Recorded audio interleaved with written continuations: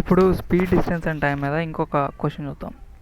How long does a train of 110 metres? Train length ఎంత? సరే, బొమ్మ గీసుకొని ఈ ట్రైన్ డిస్టెన్స్ మీద క్వశ్చన్స్ మీరు ఎంత విజువలైజ్ చేసుకుంటే అంత ఈజీగా చేయగలుగుతారు. How long does a train 110 metres long.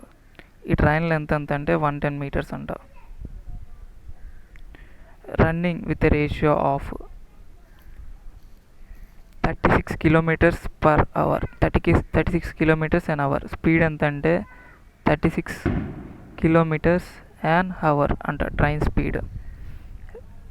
Length of train ఎంత? 110 kilometres. Take to pass certain teleport.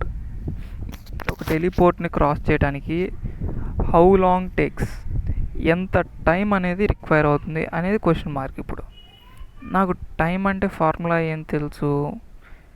TT is equals to ST by LT. Speed is equals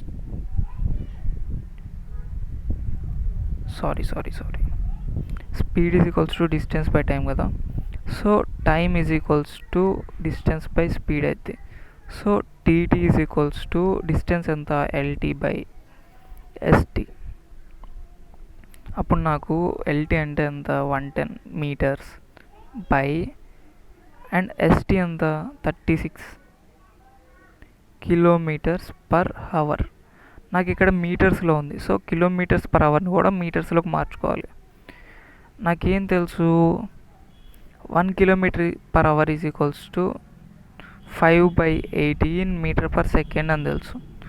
so kilometre per hour ప్లేస్లో 5/18 రాసా. ఇప్పుడు పైన కింద మీటర్స్లో ఉన్నాయి కాబట్టి ఇప్పుడు నేను క్యాన్సిల్ చేసుకోవచ్చు.